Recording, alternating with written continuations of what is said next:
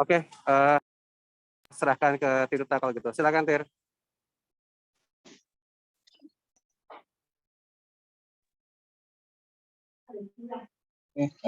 Assalamualaikum warahmatullahi wabarakatuh. Selamat malam teman-teman.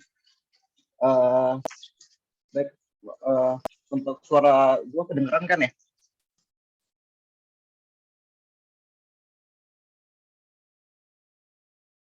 Mungkin untuk materi kita yang minggu ini memang agak sedikit berbeda ya dengan materi yang disampaikan oleh teman-teman di minggu-minggu sebelumnya. Karena memang jujur aja tema ini sebenarnya lebih ke sharing pengalaman aja sih, pengalaman tentang ya bagaimana apa yang gue alami di beberapa tahun terakhir kemarin gitu kan. Dan sebelumnya mohon maaf kalau ya mungkin ya tema ini memang agak apa ya, bisa dibilang kayak kalau tadi Ikang bilang ya agak sensitif dan masih banyak hilaf gitu ya.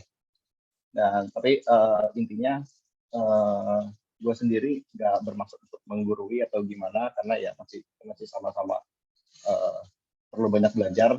Cuman ya balik lagi tadi ini hanya pengalaman gue pribadi aja.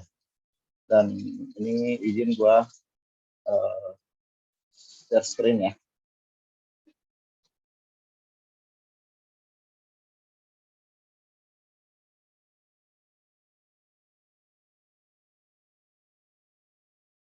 Oke, baik, mungkin buat teman-teman mungkin sering udah beberapa pasti sering dengar ada apa namanya istilah riba ini. Kalau sebenarnya kalau secara harfiah sih yang gua pelajarin itu riba itu lebih ke tambahan, sesuatu yang harusnya sudah sesuai secara ya, kalau secara gampangnya secara angka lah ya, harusnya sudah sesuai, tapi ini ada tambahan yang dijadikan syarat dari suatu transaksi, dan kelebihan inilah yang disebut sebagai gampang dengan istilah bunga kalau di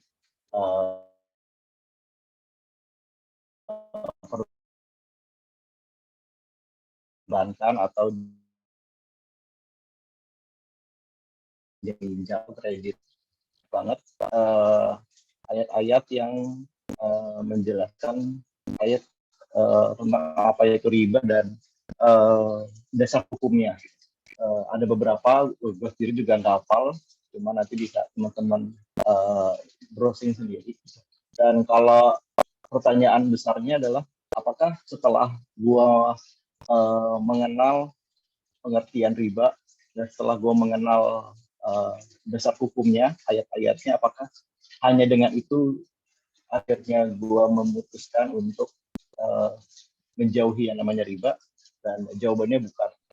Sebenarnya bukan karena ayat-ayatnya, bukan karena apa ya, bisa dibilang bukan karena dosanya kenapa gue akhirnya berubah, tapi apa yang akhirnya membuat gue berubah itu adalah pengalaman gue setelah itu. Nah, ini cerita sedikit. Kalau kita flashback, gue sejak dari lulus kuliah tahun 2009 itu gue udah kerja di Bank Mandiri ya. Ini gue langsung sebut merek aja lah ya. Menjadi Bank Mandiri selama 10 tahun. Jadi, nah lucunya, gue kenal istilah riba itu justru di tahun pertama gue bekerja. Jadi di tahun 2009-2010 itu gue sebenarnya udah tahu istilah riba, dan udah mulai banyak yang bilang kalau ya kerja di bank itu haram lah.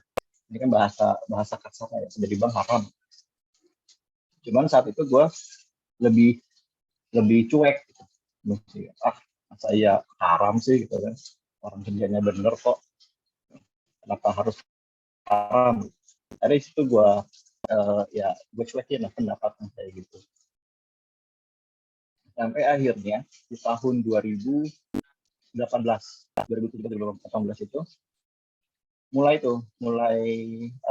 mulai ada temen yang udah duluan memutuskan untuk resign dari Bank Mandiri juga. Dan saat gue tanya kenapa alasan dia resign, alasannya ya itu tadi, jadi karena nggak mau lagi kerja di bank karena alasan pribadi. Nah, di situ karena hal itu akhirnya gue mendalami lagi nih, gue belajar lagi kenapa gitu, ada apa dengan riba dan pekerjaan di bank. Sampai ya tadi ya, akhirnya ketemu ayat-ayatnya, ketemu hadisnya. Cuma tadi yang seperti tadi gue bilang, bukan itu yang bikin gue berubah. Setelah tahu, ya udah, gue sekedar tahu aja waktu itu. Oh iya, ternyata emang mungkin nggak boleh kali ya. Cuman karena dengan berbagai alasan, gue memutuskan untuk udahlah, gue tunggu aja, gue stay di sini dulu aja. Sampai akhirnya di tahun ini gue inget banget, di Idul Adha 2019. Idul Adha itu malam takbiran. Dan di malam takbiran itu gue habis sholat di masjid gitu kan. Habis sholat isya di masjid kan, karena dia malam takbiran ya. Jadi setelah sholat isya itu, setelah doa dan zikir macam-macam, langsung takbiran kan. Nah, saat takbiran itu, ini nggak tahu kenapa, tiba-tiba gue nangis di situ. Ini nangis yang beneran nangis. Atau gue nunduk, terus gue ngeluarin air mata. Nggak tahu kenapa sambil denger. Jadi gue nggak ikutan takbiran juga waktu itu, karena nggak kuat. Tiap mau ngucap takbir itu, gue nangis ya. Nangis, sambil saat gue nangis itu, gue inget, ya itu tadi, yang tuh, tentang riba, tentang kerja di bank. Sampai akhirnya gue memutuskan untuk pulang ke rumah tuh. Gue pulang ke rumah, langsung gue cerita ke istri tuh. Gue cerita dari awal tentang pikiran tentang riba. Istri juga saat itu posisinya dia sudah tahu sebenarnya tentang riba, tapi belum yang bisa paham banget. Dan bahkan saat itu juga gue bilang kalau gue pengen resign. Gimana kalau gue bilang ke istri, gimana kalau aku resign lagi dari bank, dari kerjaan sekarang. Dan saat itu istri gue ragu dan bilang kalau jangan dulu. Alasannya ya karena ya kalau udah resign mau ngapain, mau cari kerja di mana. Sedangkan saat itu ya ada kebutuhan anak sekolah, ada kredit KPR rumah gitu kan, mau dari mana dapat uangnya kalau nggak kerja lagi. Nah, saat itu udah tuh fine tuh gue, oh yaudahlah, oke. Alasannya menurut gue ya make sense lah ya, tuh, kita realistis aja. Jadi yaudah gue tahan. Dan ternyata tanpa gue ketahui, setelah itu istri gue mulai mencari tahu juga tentang apa itu riba. Sampai akhirnya beberapa bulan kemudian, tanpa gue tanya lagi, baru istri gue ngomong kalau dia mengizinkan gue untuk resign. Silakan resign, silakan ajukan, dan gimana nanti setelah resign ya udah kita pikirkan nanti aja bareng-bareng. Udah setuju karena saat itu juga kedua orang tua gue, bokap dan nyokap juga udah nggak ada dua-duanya. Jadi ya udah, gue merasa saat itu gue nggak perlu bilang lagi sama siapa-siapa, cukup diskusi sama istri. Setelah istri oke, gue langsung ajuin, karena mesti tunggu dulu sebulan nih. Kalau di Bank Mandiri itu kita dari masa ngajuin sampai beneran resign itu harus tunggu 1 bulan dulu. Jadi gue baru resign itu di akhir Agustus kalau nggak salah, atau akhir Juli, sekitar 2019. Setelah resign barulah aku bilang ke mertua, baru bilang ke kakak-kakak gue. Udah. Nah, pertanyaannya lagi, setelah resign karena alasan yang menurut gua dan menurut istri, menurut kita berdua itu alasan yang baik ya, alasan yang mencoba untuk mengikuti syariah. Apakah akhirnya kehidupan kami menjadi lebih baik? Ternyata jawabannya ya tidak sepenuhnya. Karena ternyata setelah resign itu kehidupan kami berputar 180 derajat.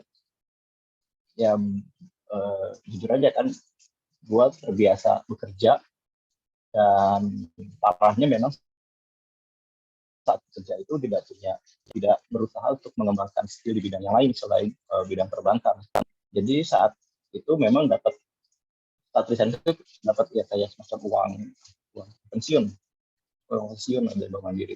Jumlahnya sebenarnya lumayan, dipakai modal usaha. Ini juga mungkin salah satu yang menarik ya, dan nggak bisa dipungkiri kalau ternyata setelah memutuskan untuk hijrah dari bank itu karena alasan riba, tapi ternyata memang gue baru tahu kalau harta kita akan dikuras habis dulu, dan itu terjadi. Semua tabungan gue sama gue bekerja, uang pensiun itu bener-bener habis. Habis itu macam-macam. Ada yang gue coba untuk berbagai macam jualan gue coba, itu gagal, jadi habis modalnya habis. Terus ya pokoknya berbagai macam, ada yang memang uangnya habis aja gitu, nggak tahu buat apa, bener-bener sampai habis, sampai gue udah nggak bisa lagi tuh bayar KPR rumah gue. Lu sampai udah bingung lagi cara bayar per bulanannya gitu. Sampai akhirnya itu berlangsung cukup lama, sampai anak gue ya waktu masih TK, anak gue tuh baru satu dan masih TK, itu yang biasanya dia tiap hari selalu jajan di warung gitu, ini sampai gue nggak bisa ngasih uang jajan, walaupun dia kalau jajan cuma 2.000 di warung. Itu gue sama sekali nggak bisa, karena tapi nggak ada duitnya lagi tuh, gue nggak bisa ngasih uang jajan 2.000 buat dia warung tuh, udah nggak bisa.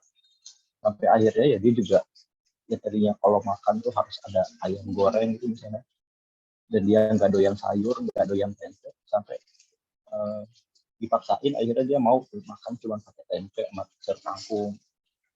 Pokoknya ya prihatin lah, prihatin bener-bener, sampai titik itu gue nggak punya uang sama sekali. Sampai akhirnya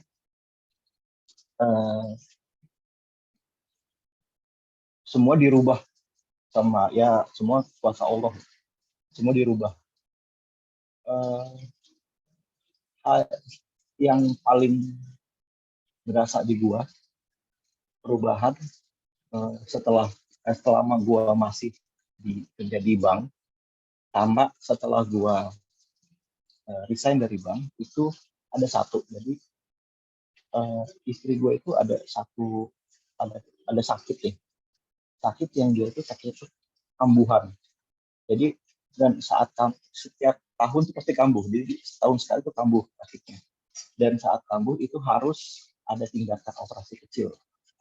Jadi tiap tahun itu pasti itu harus mengalami sakit itu dan harus dioperasi. Kalau nggak dioperasi ya nggak akan hilang sakitnya. Itu berlangsung terus loh selama bekerja di bank.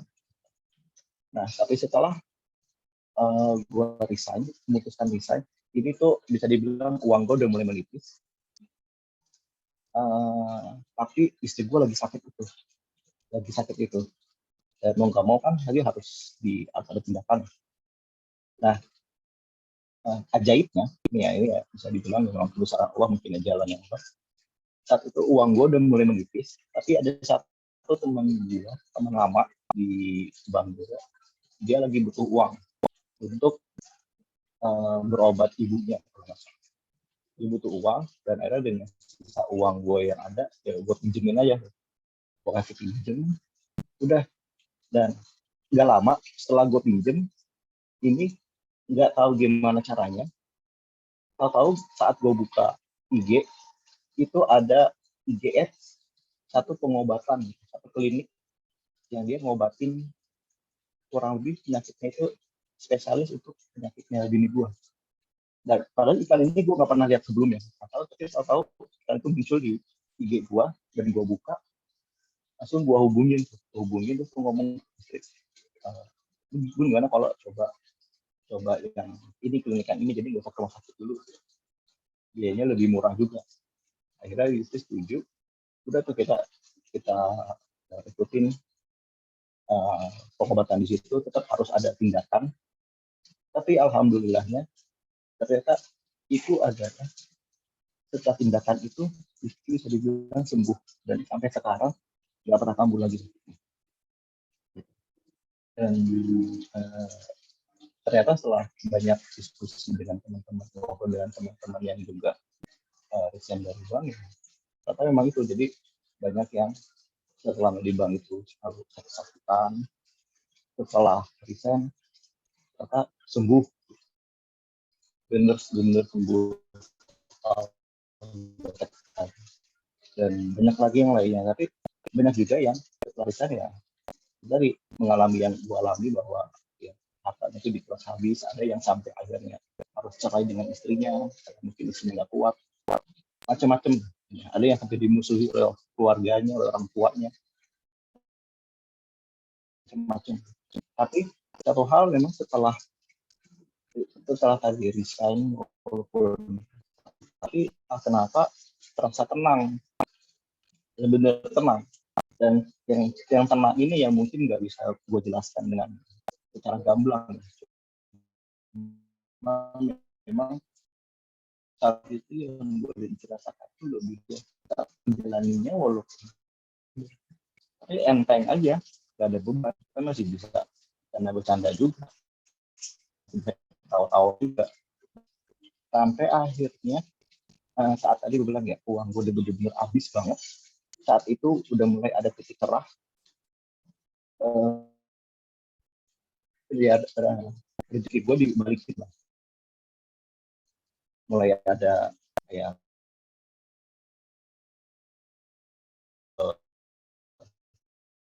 kerja sama orang,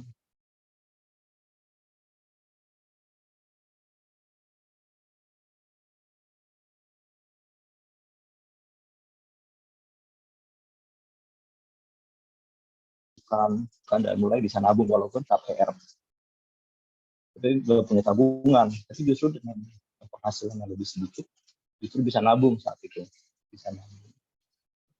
Dan yang paling dirasakan sih ya itu ya, lebih tenangnya itu, tenang yang memang ya nggak pernah gue temuin saat gue masih kerja di bank. Walaupun ya sebenarnya memang kerja di banknya juga nggak yang gimana banget sih, penghasilan juga nggak gede-gede banget, cuman setelah resign itu lebih enak aja, menjalani hidup tuh kayaknya lebih enak, lebih gampang semuanya. Tiap walaupun pas-pasan, tapi tiap kita butuh apa ya insya Allah ada gitu. Sampai akhirnya ya gue dan istri bisa sampai di titik yang ini, titik sekarang ini. Ya itu yang apa ya, yang kita sendiri, kalau gue ngobrol sama situ kayak nggak percaya gitu. Kayak percaya kalau memang kita jadi lebih lebih lebih aware kalau ternyata memang Allah itu luar biasa. Bagaimana Allah itu menata hidup kita, bisa dibilang memperbaiki yang tadinya mungkin salah, berhenti salahnya, di stop, dibersihin dulu kesalahan-kesalahannya, baru setelah mungkin bersih, baru dibenahi lagi, dikasih tahu lagi mana jalan benernya, bagaimana caranya bener itu. Itu benar-benar setiap proses itu gue dan keluarga gue rasain. Ya, sampai akhirnya itu, sampai kita bisa sampai di titik ini gitu. Tuh, ya mungkin itu sih, itu pengalaman gue yang ya mungkin buat orang lain biasa, tapi buat gue dan keluarga gue itu luar biasa banget. Ya prosesnya itu kita nikmatin, dan kita benar-benar ngerasa, benar-benar baru berasa seperti apa baiknya Tuhan gitu. Dan ya mungkin itu sih kalau untuk sharing dari gua. Kalau untuk yang selanjutnya bebas. Biasanya gimana sih? Mungkin apa kalau ada teman-teman yang mau komen atau mau tanya, bolehlah. Kalau gue bisa jawab, gue bisa jawab. Monggo Kang, lanjut Kang.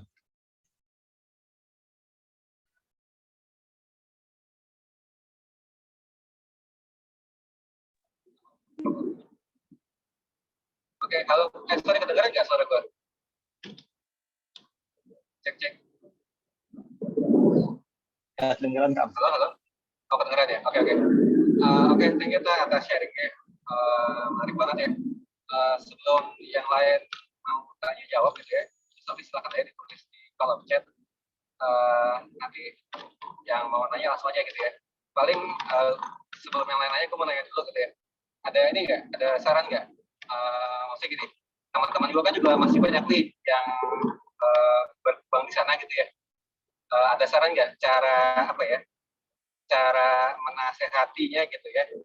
Mungkin lo ada apa ya? Ada sedikit tips dan trik gitu ya.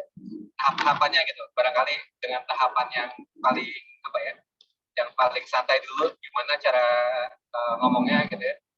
Nanti tahap berikutnya tuh gimana cara ngomongnya gitu, sampai nanti akhirnya tuh gimana gitu, dan sampai kapan kita itu kira-kira bisa nasihatin gitu, atau jangan-jangan ya udah kalau satu sekali ngomongin itu selesai gitu gitu, kalau saya lanjut lagi gitu, gitu sih tak. Ya Kang, sebenarnya kalau soal gimana cara menasehati ya, jujur aja gue karena sekarang sih gue belum pernah berhasil ya menasehati temen gue yang masih kerja di bank gitu. Karena menurut gue gini, sebenarnya sih kalau secara info awal itu mereka udah tahu sebenarnya, pasti semua orang tahu. Lagi di zaman sekarang banyak medsos, banyak IG, banyak YouTube, karena sudah banyak ya kajian-kajian dari ustadz yang memang fokus di riba, masalah riba gitu. Udah banyak banget. Jadi menurut gue kalau secara info awal sebenarnya mereka pasti udah tahu. Tinggal masalah bagaimana mereka mau menerima info itu atau enggak. Dan kalau sebenarnya gitu, saat gue mengajukan desain itu gue sempat dipanggil sama, kalau atasan gue kan kepala cabang ya, kan ketika kepala cabang tuh ada namanya area head. Gue dipanggil sama dia, malam-malam ditanya tuh, kenapa kamu resign? Gue jelasin alasannya begini.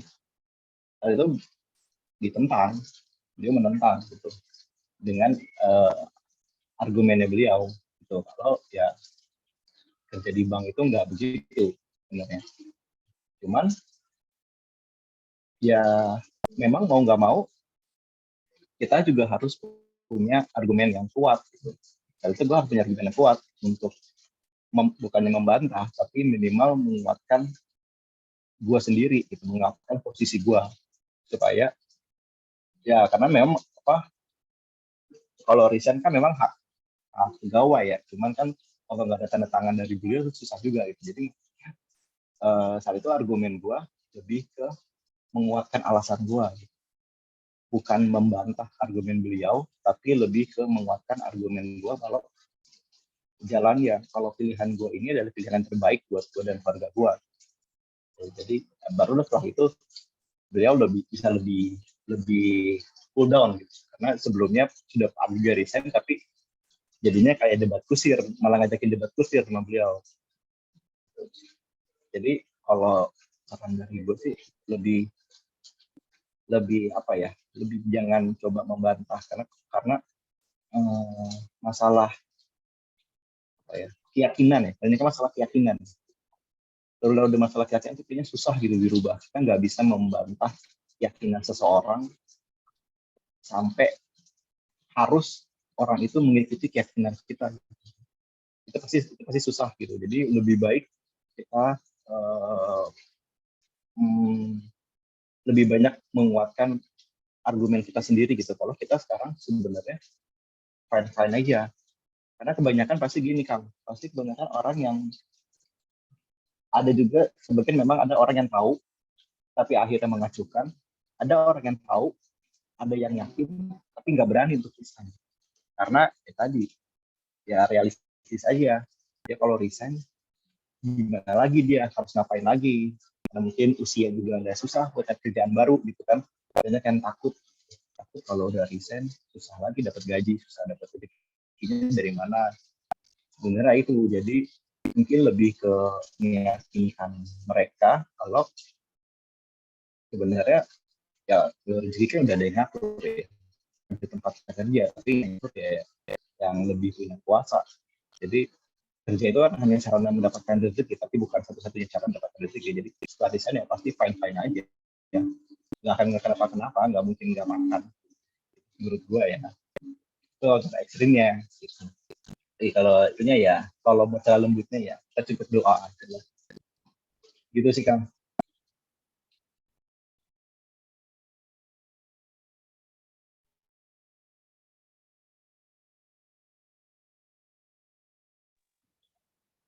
Oke, thank you, Tak. Ini sorry, gue nggak bisa ngeliat kolom chat ya. Barangkali ada udah nanya belum? Kalau ada yang nanya, lo bisa langsung jawab gitu ya. Kalau ada yang belum nanya, boleh raise hand, like aja. Gitu. Oke, kalau di chat ada beberapa banyak banget yang nanya. Enggak deh, baru 3. Oke, ini yang pertama dari Agung. Ya Gung, Assalamualaikum Gung, apa kabar Gung? Waalaikumsalam, gimana? Alhamdulillah sehat. Kita sehat. Alhamdulillah, sehat-sehat. Sehat. Oke Gung, aku bacain nih pertanyaannya Gung ya. Bagaimana mengatasi KPR waktu resign? Apakah sempat tidak membayar cicilan? Bagaimana dukungan orang rumah dalam situasi tersebut? Oke Gung, jadi sebenarnya gini Gung, waktu itu kan memang gue sama sekali udah gak bisa bayar ya ibaratnya ya. Saat itu gue gak bisa bayar. Dan sempat nunggak, kalau nggak salah sempat nunggak. Sampai akhirnya gue ngomong baik-baik sama kakak gitu. Kebetulan kakak ya hidupnya berkecukupan lah. Terus gue ngomong sama kakak minta tolong gitu, nggak minta tolong untuk pinjem uang untuk bayar cicilan enggak, tapi gue minta tolong mau nggak kalau beli rumah gue beli aja, karena gue nggak punya rumah, nggak apa-apa, masih bisa tinggal sama mertua saat itu. Mertua juga lagi sakit, jadi gue sama istri memutuskan untuk kita tinggal sama di rumah istri aja di bareng mertua. Akhirnya alhamdulillahnya saat itu kakak setuju. Akhirnya dia beli rumah gua. Jadi udah tuh saat itu beban KPR gua bisa dibilang selesai. Saat itu ya itu juga sih ya alhamdulillahnya bisa dapat kemudahan kayak gitu, karena emang yang paling besar itu sih saat itu pengeluaran terbesar saat itu adalah ya KPR rumah itu, dan kayaknya sih pengeluaran terbesar kebanyakan apa tahun pekerjaan di Indonesia sih banyak kali ya, biasanya KPR yang paling besar pengeluaran. Jadi gitu sih gue. Iya ya, alhamdulillah ya. Jadi emang ada jalannya malah jadi lunas gitu ya, tidak ya? Benar-benar. Iya, emang makasih cerita ini. Emang apa namanya sharingnya nih bukannya hal yang remeh sebenarnya. Justru ini nih jangka panjang banget sebenarnya kalau buat saya gitu. Jadi apa namanya yang meyakinkan lah, memperkuat kita bahwa menghindari riba itu ya, saya ingat sih yang saya pahami itu kalau rezeki itu sebenarnya udah diatur kan gitu katanya, sampai kita mati pun udah ada tuh rezeki gitu kan, tinggal bagaimana kita aja apa namanya, pokoknya tugas kita tuh berusaha aja kan gitu. Saya kira itu apa namanya, makasih banyak kita ya sharingnya. Saya selalu assalamualaikum warahmatullahi wabarakatuh.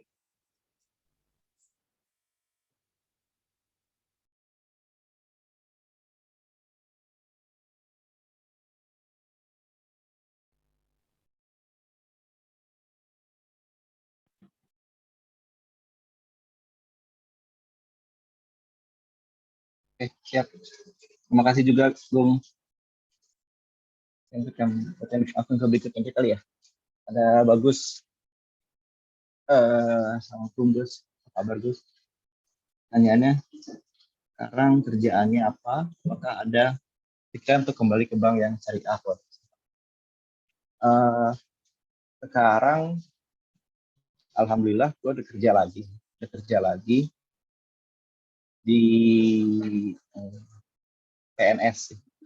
Di PNS, di salah satu institusi, di lembaga, di salah satu lembaga besar di Indonesia, statusnya PNS.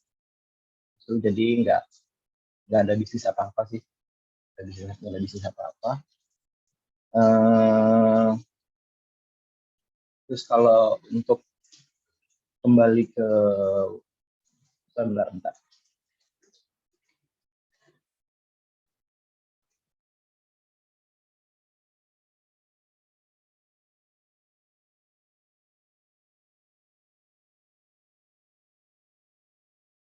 Terus kalau untuk kembali lagi ke bank sih enggak sih, karena alhamdulillah ya sekarang sudah dapat kerja lagi. Terus kalau ke bank sebenarnya untuk syariah ya, ini juga tadi ya masih banyak perbedaan pendapat juga. Cuman intinya sih sebenarnya kalau di Indonesia ini belum ada yang bisa murni syariah yang benar-benar sesuai gitu. Karena bank di syariah pun tetap masih ada sistem bunga, walaupun namanya bukan bunga, namanya bagi hasil, tapi tetap masih ada sedikit unsur ribanya. Tapi kalau misalnya mau dibandingkan, memang lebih baik ke syariah, karena ya tadi memang sistem perekonomian di Indonesia belum bisa murni syariah. Jadi termasuk juga lembaga keuangannya pun belum bisa semuanya mengikuti syariah. Tapi kalau disuruh kalau harus memilih, memang lebih baik diutamakan kita pakai bank syariah. Itu sih. Gitu Gus. Terima kasih Gus. Terus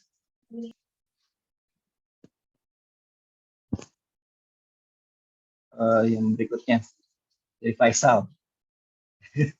Ya, Assalamualaikum Sal, apa kabar Sal? Gimana? Waalaikumsalam. Ya bro, apa kabar bro?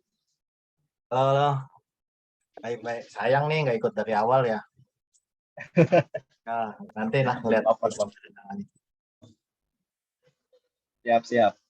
Gue bacain pertanyaannya ya Sal ya. Oke, siap. Gimana pendapatnya mengenai gaji PNS yang diperoleh dari sumber-sumber negara yang sulit dipisahkan dengan riba dan pungutan. Ya, ini ya ini juga jadi ya. Jadi apa ya sebenarnya? Apa ya? Polemik kali ya, apa ya dulu. Karena gini,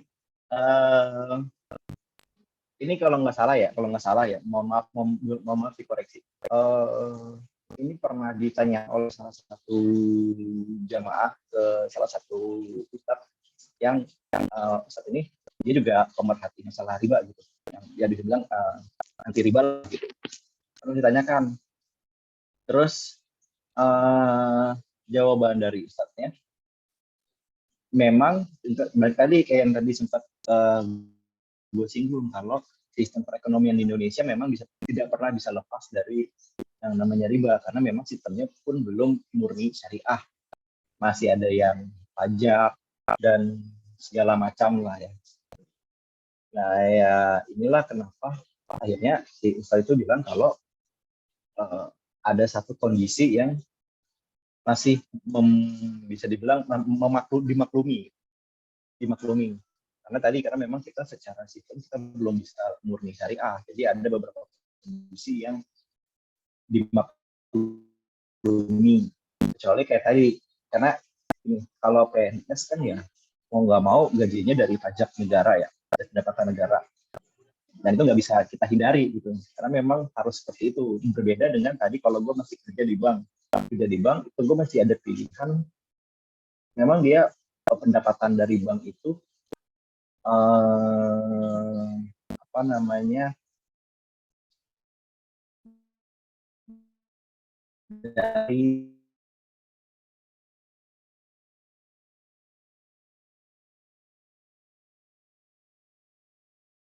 Putus ya? kuat unsur ribanya dari apa namanya, bunga kredit dengan bunga simpanan. Nah, selisihnya ini yang jadi pendapatan utama, sumber pendapatan utama bank. Dikasih bunganya cuma 5. Nah, selisih 5 ini tadi ini yang menjadi sumber pendapatan utamanya bank. Nah, karena itu jadi sumber pendapatan utamanya bank lah, maka jadi sangat rentan dengan ya riba tadi. Ya, itu sih paling pengetahuan gue. Maaf kalau salah dan banyak kurangnya.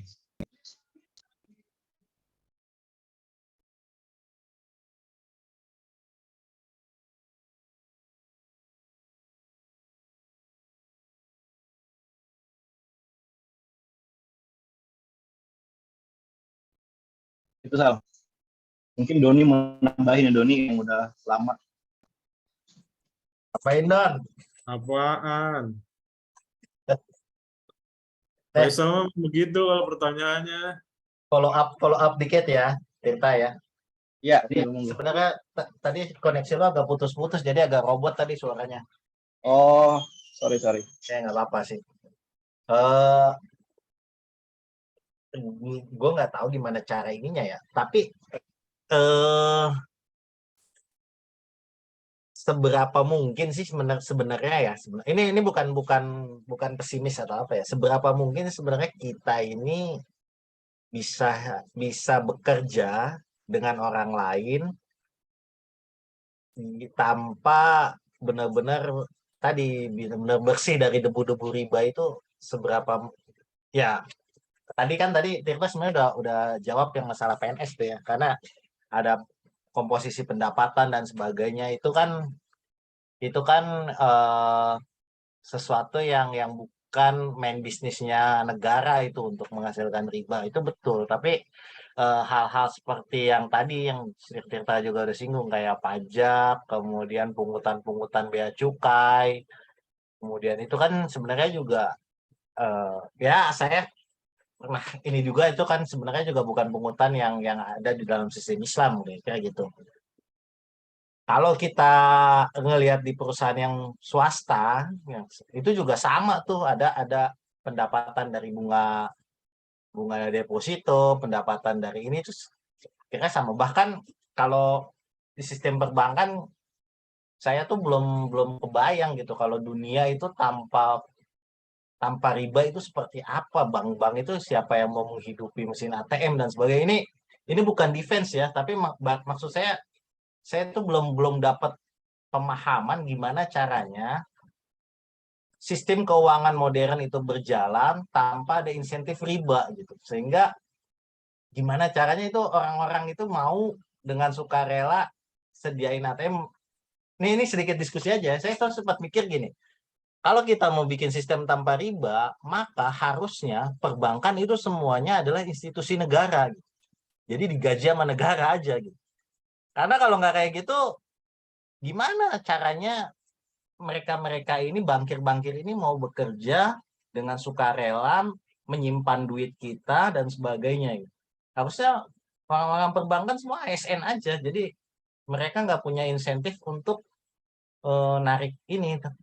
Tapi ya itu diskusinya jadi aneh kan, jadi masa iya sih kayak gitu.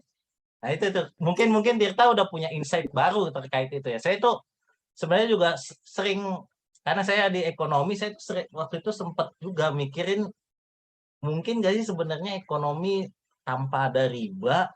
Kemudian kalau seandainya tanpa ada riba, insentif apa yang bisa kita berikan supaya sistem keuangan modern itu tetap berjalan. Kan nggak mungkin kita tetap pakai barter, itu kan mustahil ya. Atau misalnya Doni nyimpen duitnya dalam bentuk emas berkarung-karung misalnya di rumahnya tanpa ditaruh di sistem perbankan. Kan nggak mungkin kan kayak gitu. Maksudnya bukan nggak mungkin, tapi belum dapat gambarannya saya. Mungkin ada insight baru terkait itu. Jadi gini sih Sal, Eh, sebenarnya memang kalau core bisnisnya bank dan pendapatan utama dia tadi memang seperti itu ya, untuk perbankan yang umum ya seperti itu. Tapi sebenarnya bank itu punya sumber pendapatan lain dari misalnya yang paling gampang, biaya admin tabungan. Sebenarnya biaya admin tabungan itu nggak masalah tuh. Biaya admin tabungan itu diperbolehkan. Terus karena itu ibaratnya kan jasa kan. Ya, orang naruh uangnya di bank, bank berhak untuk memungut jasa dari penyimpanan bank itu, dari keamanan tabungannya dia. Bank berhak untuk memungut jasa dalam bentuk biaya admin tabungan, biaya admin kartu ATM, terus biaya admin transaksi juga diperbolehkan, biaya sewa SBB. Kalau kayak tadi Doni yang mungkin emasnya berkarung-karung mau ditaruh di SBB, itu pasti ada biayanya.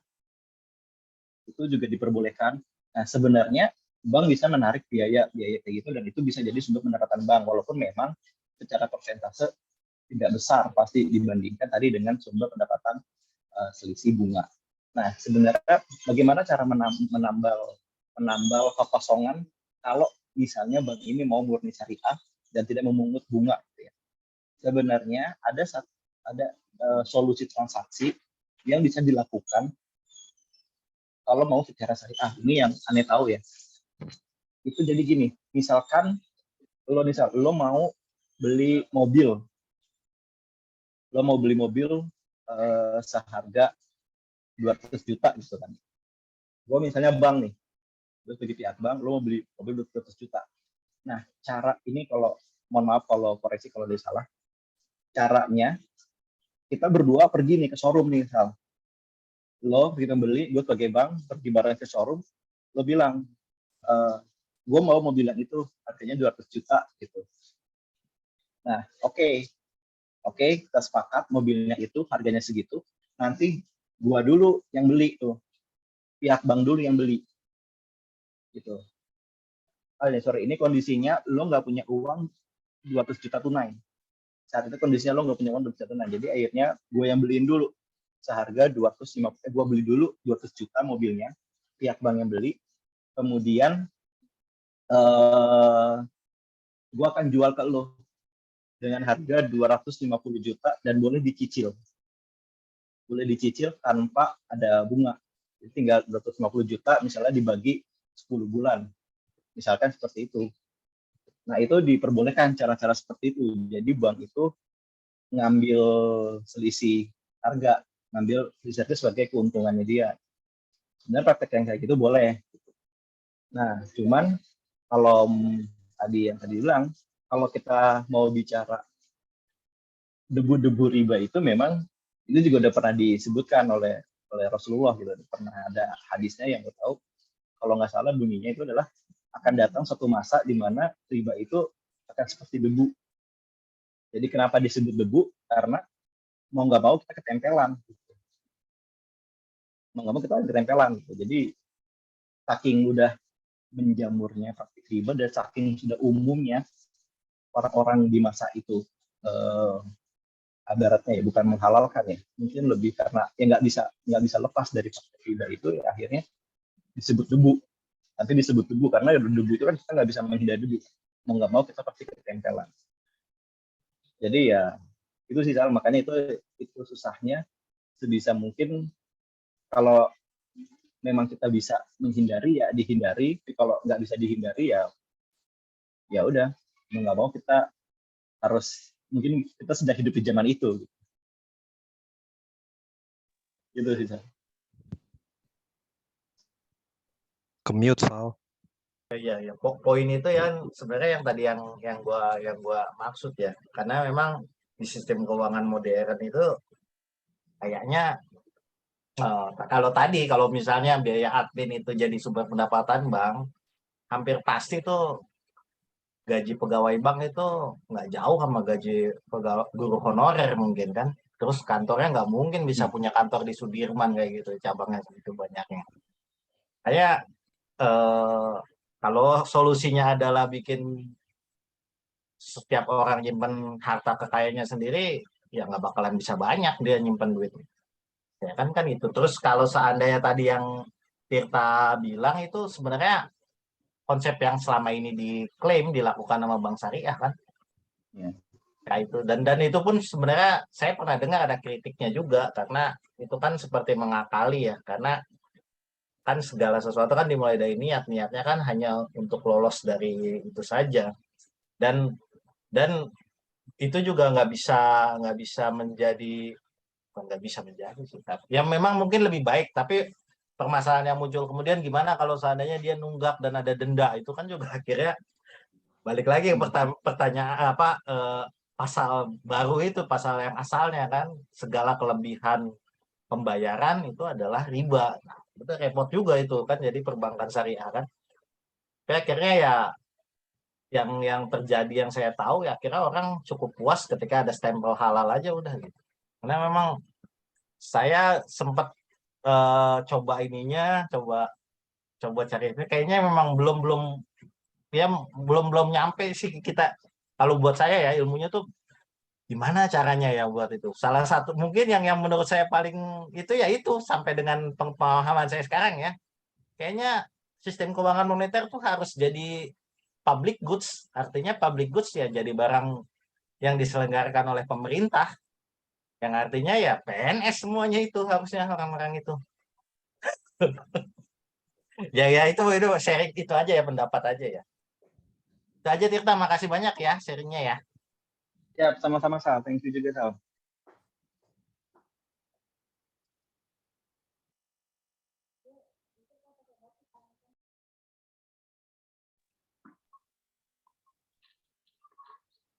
Halo, cek. Suara gue kedengeran ya?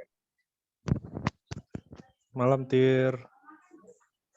Gue boleh ngelanjutin Oh iya, pertanyaan malam. dari Oh. Faisal nggak? Tadi yang udah ditanyain sama Faisal tuh menarik Ya. banget menurut gue ya. Apa namanya terkait dengan keuangan dari bank konvensional ya yang terlepas dari riba. Ini sebelumnya gue disclaimer dulu ya, terlepas dari kita mempunyai perbedaan religi ya, tapi gue dari dulu tuh sampai sekarang gue juga sama sama Lutir kerja di bank juga dan gue satu bendera juga sama lu sebelumnya. Jadi gue sama-sama gue juga sama lu di Bank Mandiri juga. Cuman yang gue mau nanya sekarang kalau seandainya kita berbicara ke bank syariah ya sama ke bank konvensional, yang gue cuma mau tanyakan untuk fitur fasilitas kredit ya yang dimiliki oleh bank syariah itu apakah sama persis dengan fitur kredit yang dimiliki oleh bank konvensional ya dalam hal ini ya bank apapun gitu terlepas dari mereknya Mandiri, BRI atau kita sebut Himbara atau kalau swasta yang most famous itu kan Bank BCA gitu. Itu yang gue pengen tahu aja sih, Tir, untuk fitur yang dimiliki oleh bank syariah mungkin yang mungkin lu ketahui gitu loh, Tir. Itu aja sih pertanyaan gue. Karena gue tadi dengerin penjelasan Faisal tuh cukup cukup holistik dan cukup kompleks dan cukup maksud gue karena kan kita berbicaranya sudah tidak lagi secara individual financial institution tapi lebih kepada bagaimana mengembangkan keuangan negara gitu karena keuangan negara itu kan salah satu sumber pendapatannya adalah dari keuangannya dalam hal ini Indonesia ya dalam hal ini sumber keuangannya salah satu pendapatannya berasal dari BUMN yaitu di himbaranya sendiri gitu dan termasuk di dalamnya pajak. Itu sih yang mau gue tanyain, Tir. Thank you. Thank you untuk pertanyaannya. Sebenarnya jujur ya kalau karena gini untuk sistem kredit di bank konvensional dan bank syariah sebenarnya memang agak sedikit berbeda. Ini setahu gue ya. memang dia sedikit berbeda. Dia ada jadi apa ya? Sebenarnya kalau secara konsep mungkin sama ya. Cuman kebanyakan dia memang nggak menerapkan denda. Ini sorry kalau gue salah ya, karena jadi gini, sebenarnya gue nggak terlalu banyak tahu dengan sistem kredit di bank syariah juga. Kenapa begitu? Karena saat gue memutuskan untuk akhirnya resign dari Mandiri dan nggak mau sebisa mungkin untuk menghindari yang namanya riba, jadi gue menutup ikan di bank itu bukan untuk diri ya. Berarti gue nggak mau lagi tuh, nggak mau tahu-tahuan lah gitu soal kredit atau apalah gitu di bank manapun, termasuk di bank syariah. Jadi memang jujur gue kurang begitu paham sebenarnya tentang bagaimana di bank syariah, tapi memang secara konsep sebenarnya sama, tapi dia ada ya karena dia mengklaim dengan tambahan syariah, jadi ada sedikit perbedaan. Kebanyakan ada perbedaan apa sih namanya istilah perbedaan saja. Jadi memang mereka nggak mengenal bunga, gitu. Tapi ada istilah lain yang sebenarnya nyangkutnya juga ke bunga, kayak apa sih namanya, kayak bagi hasil atau apalagi ya istilahnya. Tapi memang setahu gue kebanyakan dia nggak ada denda, dan kalau di KPR-nya bank syariah itu tuh ini dia sistemnya tuh bunganya fix rate ya. Jadi kan kalau di KPR di bank konvensional tuh kan kalau nggak salah biasanya cuma fix 3 tahun pertama, selebihnya bunganya akan naik turun ya. Like apa? Nah kalau di bank syariah, setahu gue dia bunganya tuh fix dari awal sampai lunas. Nah, tapi kalau sekarang itu nggak salah dulu tuh kalau salah mereka fix tuh bunganya dari awal sampai lunas. Tapi kemungkinan nih kalau bukan kemungkinan, kalau nggak salah ada beberapa bank yang akhirnya mengubah sistemnya, jadi fixnya itu dibagi 3 termin. Jadi misalnya KPR-nya itu 15 tahun, 5 tahun pertama bunganya misalkan 10%, terus 5 tahun kedua bunganya jadi 12%, terus di tahun ketiga sampai lunas, 5 tahun berikutnya sampai lunas itu bunganya jadi 15%. Kalau nggak salah itu kayak ada yang seperti itu sistemnya bunganya.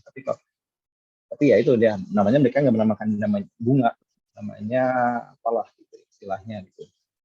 Tapi ya intinya sekarang ini gue berusaha untuk tidak apa sih, nggak memikirkan yang namanya kredit tuh, karena ya sekarang prinsip gue pribadi dan keluarga kalau mau apa-apa ya bayar lunas aja gitu, mau bayar lunas aja, jadi udah nggak mikirin kredit di mana, terus sistem kreditnya gimana, sesuai syariah atau enggak, itu gue udah nggak mikir ke situ, karena gue pokoknya sekarang gue nggak mau, sebisa mungkin gue nggak mau ngutang aja, nggak mau ngutang.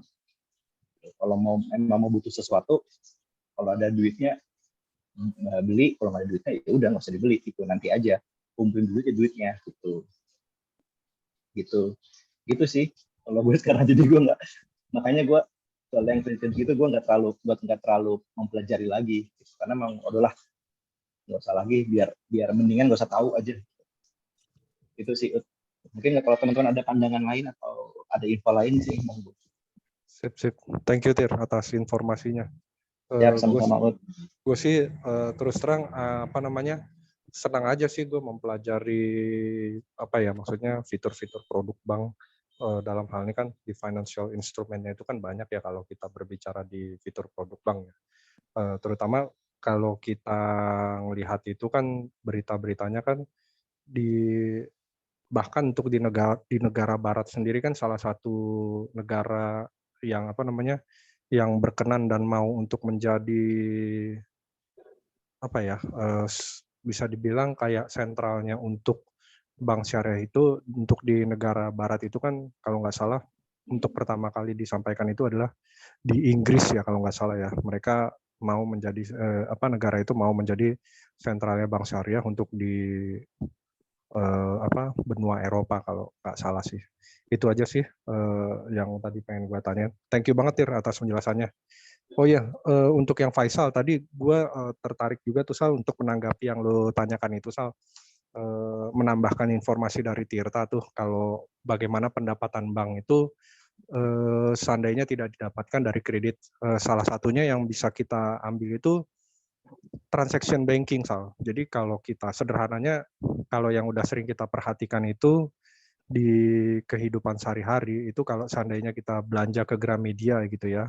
Itu kan kita ada gesek menggunakan merchant ya, edisi Electronic Digital Capture kalau nggak salah kepanjangannya. Nah itu jadi seandainya kita berbicara harga satu produk buku, misalnya katakanlah let's say 34.000. Nah sebenarnya dari kerjasama bank dengan si toko buku itu kayak Gramedia itu per satu item, misalnya kita beli satu buku, mungkin si bank itu mendapatkan nominal rupiah itu bisa jadi 100 rupiah gitu ya untuk per sekali transaksi dari situ. Nah jika kita berbicara frekuensi, dengan frekuensi yang cukup lumayan tinggi, maka bisa menjadi sumber keuntungan bank di mana bank itu tidak perlu menyediakan yang namanya CKPN, karena pendapatan bank umumnya kan kalau kita lihat ke peraturannya itu kan bank itu adalah mengumpulkan uang dari masyarakat dan menyalurkan lagi kepada masyarakat dalam bentuk kredit. Nah, dari hasil pengumpulan uangnya itu yang dari kredit itu, maka di situ pendapatan yang diterima itulah yang dikembalikan kepada masyarakat dalam bentuk bunga yang disampaikan kepada masyarakat terhadap pendapatan yang diterima oleh si masyarakat dari uang yang sudah disetorkan kepada bank tersebut. Nah, biasanya dalam pemberian kredit itu, bank itu selalu menyediakan namanya CKPN, cadangan kerugian penurunan nilai atas kredit yang sudah diberikan oleh bank kepada masyarakat. Nah, untuk menutupi itu biasanya bank itu mendapatkan dananya itu dari sumber-sumber lainnya, dalam hal ini salah satunya dari transaction yang dilakukan oleh bank itu sendiri sih. Mungkin itu tambahan dari gua Sal terkait dengan yang tadi lu tanyakan ke Tirta Sal. Demikian Faisal, Tirta, thank you.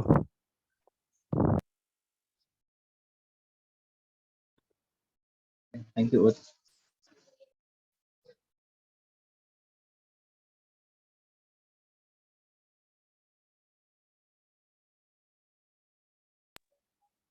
Ini tadi lu tanya seberapa signifikan ya Sal ya. Kalau lu tanya seberapa signifikan, menurut gue ini signifikan banget ya. Menurut gue ini signifikan banget. Salah satu contohnya kalau kita bicara ke bank swasta ya, bank BCA, itu dia sumber pendapatannya udah lagi bukan dari kredit Sal yang paling besar ya. Walaupun kita berbicara high risk pasti high return ya. Cuman ketika kita berbicara frekuensi kali likelihood, untuk transaction itu tidak ada tidak ada apa ya, maksudnya tidak ada risk-nya di sana gitu. Yang ada low risk, tapi karena frekuensinya high frequency, sehingga bisa mendapatkan high return. Jadi memang untuk transaction itu kita tidak berbicara dalam sekali pukul langsung dapat keuntungan besar ya, tapi kita berbicaranya adalah keuntungan yang menggulung dari setiap keuntungan yang kita dapatkan dalam konteks pendapatan dari transaksi itu. Jadi kalau seandainya lo bilang ini signifikan, menurut gue sih signifikan banget sih. Itu sih, kalau biaya transaksi jadi sebegitu besar, kira-kira masyarakat mau pakai jasa perbankan nggak? Menurut gue biaya transaksinya sih nggak besar sih ya, kalau menurut gue ya, karena bank itu paling hanya mengambil berapa rupiah gitu, nggak nyampe hitungan persen, mungkin per mil kalau yang pernah gue pelajari ya, yang pernah gue baca terkait dengan transaction yang di banking itu sih. Itu sih. Thank you, Faisal, Tirta. Itu yang mungkin bisa gue bantu jawab ya atas pertanyaan-pertanyaannya tadi. Thank you. Ya, thank you, Ut. Ya, bantu jawab, Jeb. JB, bisa, Jeb. Soalnya tabungan gue juga sekarang nggak pakai bunga kok. Gue pakainya BNI. Gue pakai BNI, gue bilang sama CS-nya kalau minta dihapus bunganya. Dan itu bisa. Kalau di bank syariah bisa nih bener pakai akadnya wadiah. Akad wadiah itu dia titip, jadi hanya titip doang, nggak ada tambahan apa lagi. Tapi tetap ada biaya admin yang dibebankan ke kita. Gitu. Oh, itu apa namanya? Berarti kita harus menghubungi CS-nya gitu ya? Gitu. Ya, kalau gue di Bank BNI ini gue bilang ke CS-nya minta dihapus fitur bunganya. Di Mandiri gak dulu bisa sih, bisa dihapus fitur bunga. Oh gitu. Kalau di BCA gimana? Harus ngubungin juga CS-nya gitu? Nah, di BCA gue nggak tahu deh, coba aja. Tapi setahu gue itu ada beberapa bank yang dia nggak bisa hapus bunga. Tapi nggak tahu BCA bisa atau enggak. Oh gitu. Oh iya, oke. Temen gue Siap, ada siap, BCA, siap. dia ngapus bunga ya, ke CS-nya juga sih. Jadi bikin surat pernyataan. Nah, tuh, Gitu. berarti bisa aja. Oh iya, oke. Siap. Terima kasih Bang Tirta. Oh, sama sih.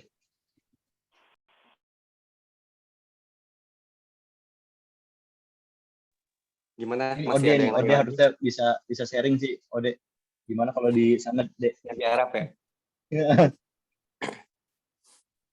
Tuh Xiaomi 22031 siapa ya? Mungkin mau nanya kali ya. Oh, mau nanya. Gena. Maaf. Lupa ganti nama. Oh, Bisa suara gue kedengeran ya? kedengeran. Oh iya. Gena ya? Iya, Gena. Punten, nggak lupa ganti nama. Punten. Oh iya, baiklah saudara Gena Xiaomi. Silakan Gen. Iya. Nuhun Tirta, ini sebenarnya jadi memang ada dua bab sih kalau menurut gue. Cerita tentang orang hijrah itu gimana pun tetap menarik sih. Terlepas dari oke kita punya banyak masalah sistem ekonomi dan segala macam ya. Jadi memang harus dipisahkan menurut gua, kajiannya ngobrolnya harus dipisahin antara spirit untuk hijrah dengan ya realitas sistem ekonomi yang hari ini kita hadapin di market. Menurut gua itu satu, karena preferensi orang untuk bisa hijrah menurut gua kan juga pasti nggak mungkin nggak ada lah, pasti ada lah. Cuman memang mereka punya banyak constraint yang perlu di manage kan gitu ya. Nah, yang menarik itu menurut gue gini terakhir. Ini kalau gue boleh sharing ya, gue baru aja kemarin pindahin KPR gue semenjak dari 10 tahun yang lalu baru berhasil pindah ke syariah nih kemarin nih. Alasannya kenapa baru hari ini banyak faktor, tapi pasti menurut gue yang waktu itu sempat kepikiran panjang itu adalah meminimalisir kerusakan yang terjadi karena ada proses perpindahan yang sifatnya revolusioner ya gitu ya. Nah, gue pengen tahu sih Tirta kemarin manage itunya gimana ya Tir? Karena itu pasti goyang tuh kan. Jadi maksudnya ini mungkin gue joinnya telat ya. Itu kan goyang, mungkin keluarganya goyang, terus juga kerjaan, terus juga satu lagi yaitu partner let's say misalnya banknya KPR-nya gitu. Kalau gue sih personally gue nggak setuju ya, menurutnya kalau ikhtiar hijrah kita itu bikin orang lain susah gitu. Itu gimana manage-nya Dir kemarin Dir? Karena kan pasti KPR-nya juga, si banknya juga kan ngamuk tuh kan, kasih lu tagihan segala macam, kenapa lu nggak ini gitu. Terus proses restruknya itu gimana Dir kemarin Dir?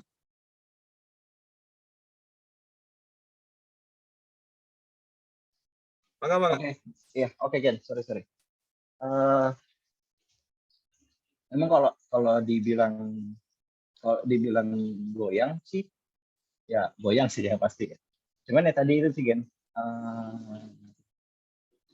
ini mungkin sedikit klise jawabannya, tapi memang ya pasrah aja. Saat itu gue cuma bisa pasrah dan yakin. Memang ini sedikit apa ya bisa dibilang klise lah ya, jawaban klise gitu. Tapi memang itu yang terjadi gitu. Kalau saat gue memutuskan untuk resign, itu gue bulat tuh, kayak harus resign saat ini juga. Masalah nanti gitu. Dan karena gue yakin ya, kalau rezeki kita udah ada yang ngatur, rezeki gue udah nggak lagi di Mandiri, gue yakin pasti masih ada lagi jalan rezeki gue. Itu satu. Terus yang kedua, alhamdulillahnya keluarga gue mendukung, tidak ada pertentangan di keluarga saat itu. Walaupun memang banyak teman-teman lain yang cukup dapat pertentangan, baik dari pasangan, dari orang tua, Dan alhamdulillah sih waktu itu istri nggak masalah gitu ya, walaupun sempat ragu tapi akhirnya juga dukung. Saat gua ngomong ke mertua pun juga alhamdulillah juga ya ada dukung. Ke kakak-kakak gue pun juga begitu. Jadi alhamdulillahnya sih itu, alhamdulillahnya dari keluarga itu nggak ada pertentangan yang gimana-gimana, semuanya dukung. Dan karena gue dapet, yang penting sih karena gue dapet dukungan dari istri. Setelah gue dapet dukungan dari istri itu gue lebih yakin kalau memang yang gue pilih itu benar. Dan kedepannya gimana, ya tadi udah gue yakin aja pasti bisa lah. Gue cuma kalau omongan kasarnya nggak mungkin lah gue nggak makan gitu, pasti gitu. Itu ya itu. Nah kalau untuk yang secara realnya yang gue lakuin saat itu, kalau terutama tadi ya, pengeluaran terbesar gue saat itu adalah per bulannya itu adalah biaya KPR. Biaya KPR gue waktu itu ini ya, gue buka aja nih, gue tuh ngambil KPR waktu itu di Bank Syariah. Bank Syariah itu dia memang yang tadi gue jelasin, bunganya dia memang flat dari awal sampai selesai. Tapi memang gede. Saat itu bunganya itu kalau nggak salah 14%, kalau nggak salah ya, 14%. Itu menghabiskan hampir separuh dari gaji gue tiap bulan. Gitu. Berarti makanya itu jadi pengeluaran terbesar. Jadi saat gue resign dan nggak ada pemasukan, itu jadi sumber masalah banget teman. Itu jadi beban yang berat banget. Nah akhirnya saat itu kan setelah resign itu memang masih ada tabungan lah ya, masih ada uang pensiun gitu. Gue tuh itu menggerus di situ aja tuh, untuk yang KPR itu menggerus sampai akhirnya gue udah nggak punya uang lagi tadi itu kan. Nah tadi di yang pertanyaan sebelumnya, setelah gue dengar kalau lagi mau bayar pakai apa ya, gue ngomong ke kakak sih. Jadi gue ngomong ke kakak, boleh nggak kalau rumah gue ini gue jual gitu ke dia gitu, dijual ke kakak, karena sebenarnya kita juga udah pasrah aja, nggak apa-apa lah kehilangan rumah, nggak apa-apa gitu kan. Akhirnya rumah itu dibeli kakak, gue pindah balik ke rumah mertua. Tuh, jadi memang ya tadi yang lo bilang, ya yang tadi lo jelasin juga kan, memang ini semangat untuk hijrahnya itu sih yang memang harus kuat gitu. Dan hijrah itu memang bukan hanya sekedar hijrah dari yang kerja di bank jadi nggak lagi gitu, dari yang mungkin riba jadi nggak riba lagi. Sebenarnya semangat hijrah itu lebih ke kita sebagai manusia ya, kita dari manusia yang dulu seperti ini menjadi berusaha lebih baik gitu. Jadi ya itu sih, memang hijrah itu bukan hasil akhir tapi prosesnya. Itu sih Gen. Thank you Gen. Mantap.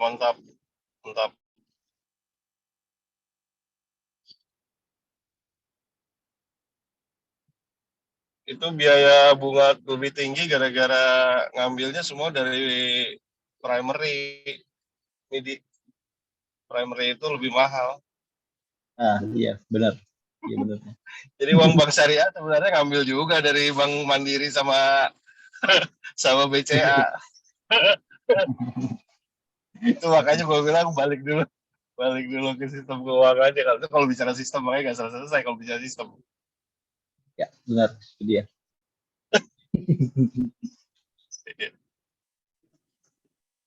Ya mudah-mudahan pegiatnya nemu solusi lah. Siap. Ya makanya itu kenapa tadi gue bilang kalau gue sebisa mungkin menjauhi yang namanya kredit gitu. Kredit apapun itu, even cuma kredit card itu pun gue sama sekali nggak pernah pakai. Sama juga untuk investasi, jadi gue nggak pakai investasi di bank atau di asuransi.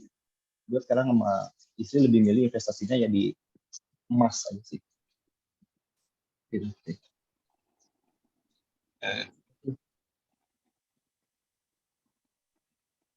Oke, mungkin pertanyaan terakhir boleh dari Ratna ya, yang di chat ya, tentang e-wallet sama QRIS. Gimana Tir? Bisa jawab nggak? Pertanyaannya. Oke, gue coba jawab ya. Ini sependek pengetahuan gue. Jadi sebenarnya kalau untuk e-wallet dan QRIS-nya kalau hanya digunakan sebagai sarana pembayaran, itu harusnya nggak apa-apa. Karena kan nggak ada kelebihan yang kita terima. Jadi kita belanja seharga 200.000, kita bayarnya ya 200.000. Kalau pakai e-wallet atau pakai QRIS, kita bayarnya, kalau kita pakai QRIS, berarti kan yang terdebit di rekening kita ya 200.000 itu. Walaupun itu pun ada biaya admin misalnya ya, entah itu di walletnya atau di QRIS-nya, ya itu kan biaya. Kalau biaya itu yang dibebankan ke kita itu nggak termasuk riba, karena memang itu sebagai sebagai imbal jasa. Karena kita si provider itu udah menyediakan jasa pembayaran, ya kita membayar biaya tersebut ke providernya. Kecuali kalau, ini juga mohon maaf kalau salah ya, kecuali kalau gini, ada yang ngasih bonus. Jadi misalkan ini yang lucunya ya. Lucunya bahkan ini kadang masih jadi pertentangan juga. Permen yang ada di cabang. Pernah nggak kalau kita ke CS, di CS itu nyediain permen. Jadi kalaupun kita cuma transaksinya apa, CS-nya tuh ngasih permen. Nah, itu banyak yang bisa dibilang yang garis kerasnya anti riba itu bilang permen itu riba, nggak boleh dimakan gitu. Itu yang memang, jadi ya kadang gue juga masih ragu sih itu sebenarnya benar riba atau bukan gitu, karena kan itu fasilitas sebenarnya ya, tapi dibilang kita tuh nggak boleh menerima entah itu bonus atau hadiah atau apapun yang di luar dari perjanjian kita di awal saat transaksi. Itu sih katanya gitu ya, gue nggak tahu itu, gue masih ragu. Monggo Gen. Ya, sedikit nih, ini karena gue mau ngomong takut juga salah ngomong, gue lagi belajar ini. Ceritanya gini, tempat gue memang sekarang akadnya memang semua syariah nih ceritanya, tempat gue kerja sekarang. Nah, PR-nya gue adalah tadi ketika ada hal-hal yang sebenarnya dibolehkan oleh MUI, tapi ketika masuk ke komunitas yang memang tadi istilahnya Tirta itu garis keras, itu tetap haram. Itu PR banget memang. PR penggerak syariah itu menurut gue itu PR paling berat ya, satu. Nah, kalau tadi bicaranya Ratna QRIS dengan GoPay misalnya atau e-wallet, lagi-lagi semuanya tergantung akadnya. Karena kalau tadi bilang Tirta hari ini gratis, yes hari ini gratis, tapi rencananya memang BI mau ngenain tuh Tir. Jadi itu justru idenya Saud yang tadi dibilang, setiap transaksi itu akan dicas. Nah, ketika itu dicas, maka akan ada dua potensi jenis akad. Kalau akadnya diambil akad admin, maka itu sebenarnya jatuhnya tetap riba. Tapi kalau dia akadnya diambil sebagai biaya sewa atau ujroh, nah istilahnya ujroh, atau biaya penggunaan atas sebuah sistem yang didevelop oleh sebuah teknologi, itu menjadi dibolehkan. Jadi yang kita sewa adalah contoh misalnya Hasan Akad pakai itu tuh, Hasan Akadnya BNI pakai itu. Jadi dia menyewakan kartu dan dengan semua sistemnya itu pakai biayanya ujroh. Itu dibolehkan oleh Majelis Ulama. Nah, yang repot memang tadi ketika ketemu yang garis keras, begitu pun tetap dianggap ini gitu. Jadi dianggap ini. Jadi memang spektrumnya memang luas banget. Cuman kalau gue sih prefernya yang penting tahu rujukannya. Kalau sekarang kan Majelis Ulama udah terbuka tuh, banyak fatwa nomor sekian itu sebenarnya udah lengkap banget, tinggal nanti ditanya aja gitu. Selama ada capnya Majelis Ulama, kalau gue personally gue lebih aman gitu. Cuman ada beberapa orang yang memang udah fatwa Majelis Ulama, tetap juga perlu ada ustadz yang dia percaya ya bangga aja, gak ada masalah sih, itu sih kalau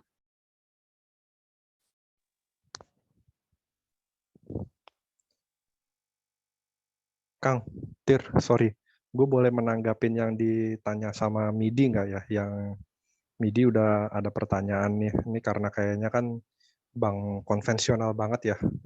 Terus Midi juga udah menyampaikan website terkait dengan OJK ungkap biang kerok bunga Bank RI tertinggi di dunia.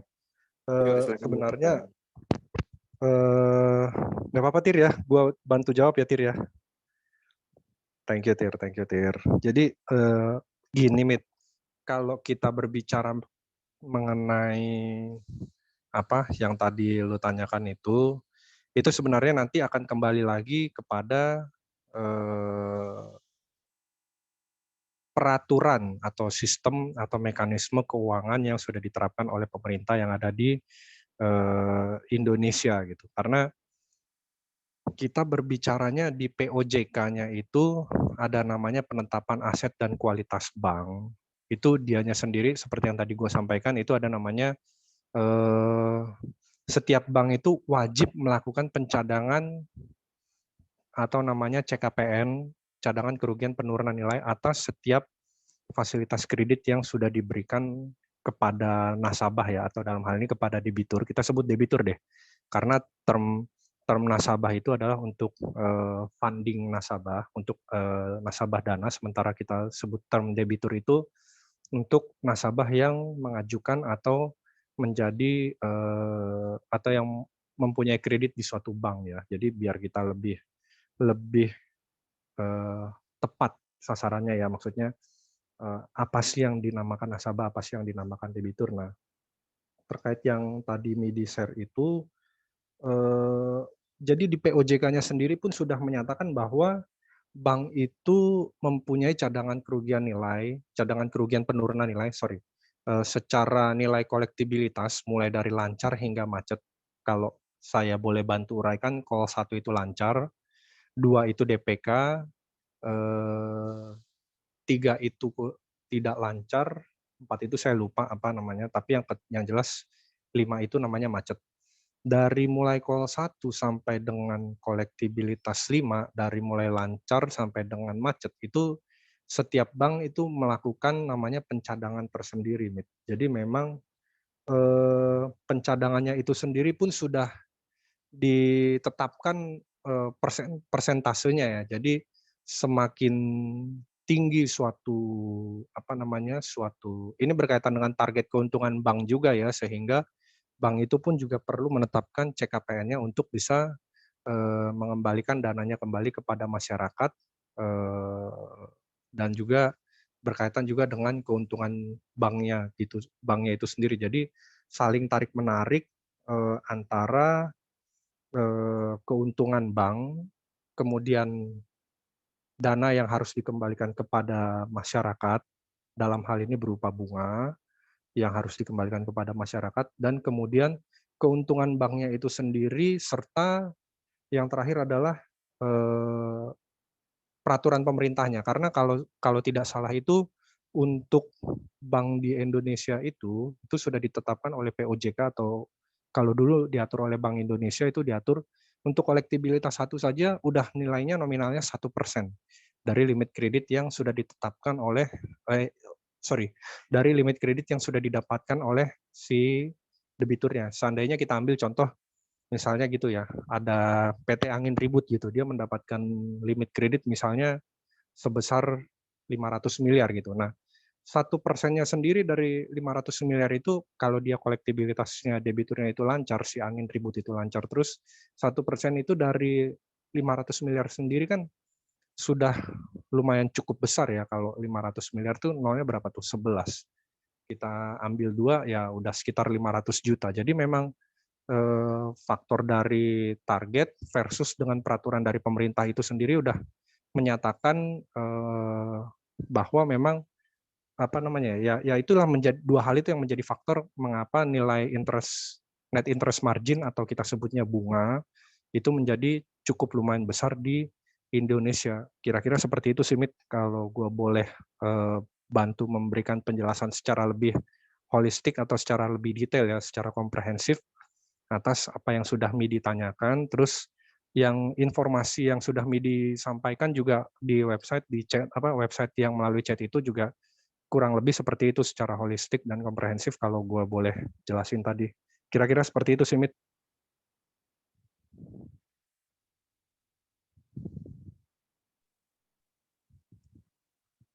Thank Thank you, you, Kang. benar sekali. Thank you, Tir. Oke. Sekarang mungkin gue nanya dulu ke Tirta. Tak, gimana ya, Tak? Dari jamnya, dari waktunya, nggak apa-apa. Ini kalau masih mau dilanjut, ada yang mau nanya atau gimana? Monggo, lanjut. Nggak apa-apa. Oke, mungkin satu pertanyaan terakhir kali ya. Penanya terakhir, barangkali ada yang mau ini. Itu Ratna tuh. Oh, Ratna ya. Oh iya, tadi benar. Yang tadi, yang kalau mau bayar, tapi nggak bisa pakai cash. Selain pakai CC atau pakai debit. Nah, mesti gimana? Tadi udah dijawab sama Tirta. Prefer debit sih. Kayaknya debit juga nggak apa-apa ya. Ya nggak sih? Kan semua tergantung ininya, tergantung akadnya. Debit mah nggak apa-apa. Mau pakai kris doang juga nggak apa-apa. Udah Edwin, jelas ya, Naya. gimana Edwin? Kenapa dia, Don? Ya Allah, apa kabar Bang? Main bola. Waktu Itu- bentar mulu, Don. Itu jawab debit karena kita nggak punya travel umroh haji, bro. Kalau punya travel umroh haji, lu mesti bayar tiketnya pakai kartu kredit. Dasar gak bisa ya. Tiket pesawat nggak bisa pakai cash. Kemarin haji semua yang furoda seluruhnya 100% pakai kartu kredit. Oh iya, Can imagine. even di debit nggak bisa, Gen. Nggak bisa. Who trust the PayPal Indonesian bank system? Nggak ada. Semuanya pakai kartu kredit. Harus link to Visa, link to Mastercard dan segala macam. Itu yang bikin banyak. PayPal nggak bisa. Pesawat nggak bisa. Pesawat untuk misalnya let's say untuk 20 kursi, 30 kursi sekaligus itu nggak bisa. Baru tahu gue. Itu challenge ya, maksudnya that's why makanya Ini kayak kalau ngomongin sistem ekonomi satu sesi sendiri, ntar pembicaranya lu Faisal tuh, tambah siapa tuh tadi, Robi, Dwi. Biar pada berantem kan? Iya, kita nonton aja, Don. Gue mic-nya gue matiin, speaker gue juga matiin.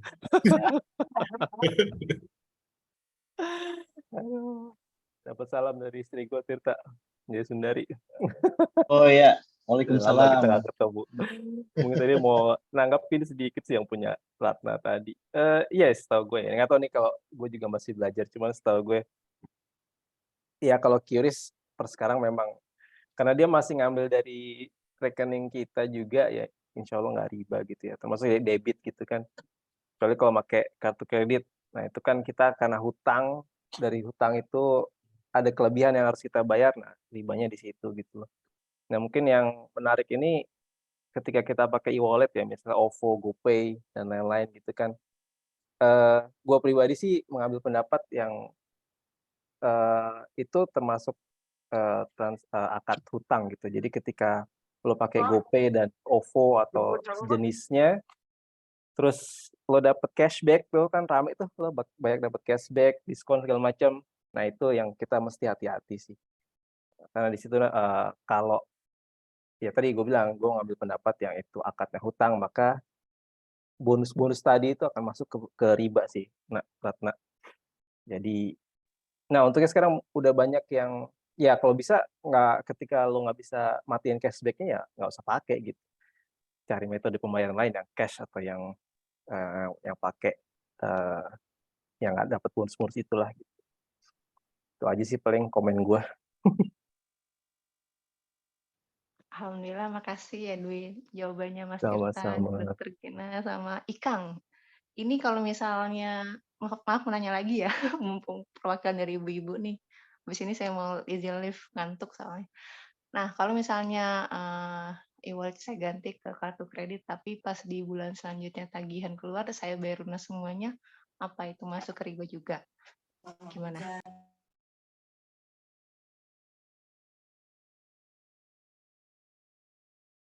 Ini izin bantu jawab ya. Setahu gua itu ada pendapat yang menyebutkan kalau itu masih termasuk riba. Kenapa? Karena walaupun kita kalau di kredit kalau kita datang tagihan langsung bayar kan memang nggak ada bunga ya, kalau nggak salah ya. Kalau nggak salah kan nggak kena bunga. Tapi di awal itu kita sudah menyetujui kalau kan bunga, denda dan macam-macam itu kan sudah ada di perjanjian awal kita bikin kartu kredit. Jadi saat kita apply kartu kredit itu kita sudah menyetujui adanya bunga dan denda. Gitu. Jadi makanya sama aja, walaupun kita saat itu pembayaran kita nggak ada melebihkan untuk bunga ataupun denda, tapi karena kita sudah menyetujui di awal, jadi berarti kita setuju kalau ada transaksi riba di dalamnya. Itu. Oh gitu, berarti Jadi di kartu kalau kredit. gue prefer kayak tadi bilang sih, antara cash atau pakai QRIS. Karena kalau pernah ada teman-teman yang pernah makan Aju Resto, itu restonya Ustadz Khalid Salamah, itu kan bisa pakai duit tuh, dia nggak sedia edisi, jadi kita mesti bayar tunai gitu. Berapapun, jadi kalau makannya sampai jutaan ya kita bayar tunai itu jutaan, cari ATM dulu kalau nggak ada, kalau uang cashnya nggak cukup gitu. Itu sih, jadi memang ya itu lebih ke pilihan pribadi aja ya masing-masing. Jadi kalau gue lebih memilih cari yang lebih amannya ya itu cash atau ya QRIS atau debit aja, debit pakai kartu debit ATM gitu. Nah, pakai GoPay juga sekarang kan ada GoPay Pay Later kan, jadi mau makan aja kita pakai Pay Later. Itu sih, thank you.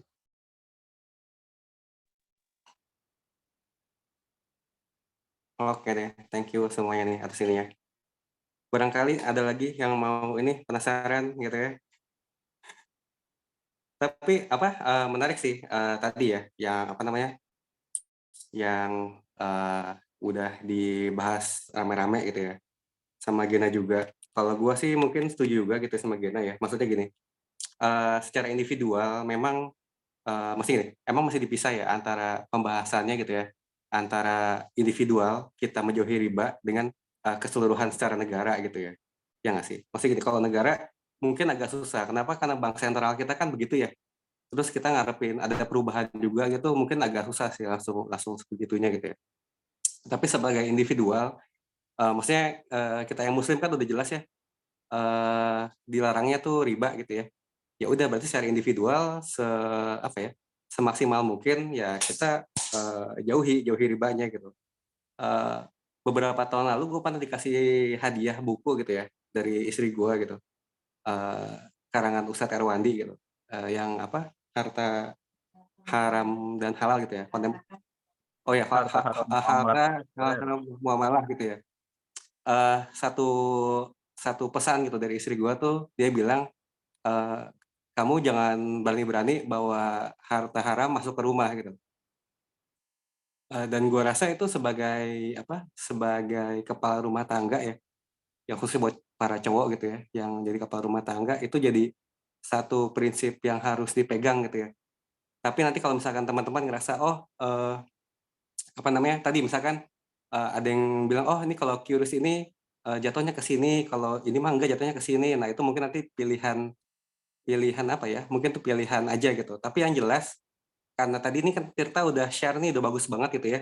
Nah, ini mungkin jadi jalan pembuka nih buat kita nih gitu ya. Jadi jalan pembuka buat kita untuk untuk bisa belajar lagi gitu. Belajar lagi mana yang masuknya riba, mana yang masuknya bukan riba gitu ya. Mana yang jual beli yang diperbolehkan, ada kutip, mana yang enggak gitu. Karena itu tadi benar sih, tadi kalau bilangnya debu-debu riba gitu ya, ya jangankan permen, Tirta, ada juga yang berpendapat bahwa kalau kita masuk ke ruang ATM, kena AC-nya itu udah kena debu riba katanya kan gitu. Terus kayak contoh deh, kayak di marketplace gitu ya, di marketplace Tokopedia, Shopee dan lain sebagainya gitu ya. Ya itu tadi tuh dengan mudahnya tuh ya kita bisa lihat aja gitu. Tadi misalkan pakai pay later gitu ya. Atau kita jadi seller deh.